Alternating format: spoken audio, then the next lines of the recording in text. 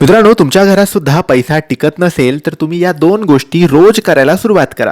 या गोष्टी तुम्ही सकाळी करू शकतात किंवा संध्याकाळी देवपूजेच्या वेळेस करू शकतात. महिला पुरुष शिकणारी मुलं कोणीही केल्या तरी चालेल.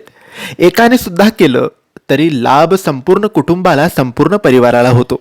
आपल्याला समस्या असते की आपण पैसा तर कमावतो, महिन्याला पैसा तर येतो, पण महिनाभर तो पुरत नाही. महिना संपण्याआधीच आपला पैसा संपतो. 5-10 दिवसातच पैसा संपून जातो. कुठे जातो, काय जातो पण माहीत नाही, पण पैसा संपतो. यासाठी तुम्ही ह्या दोन गोष्टी करा.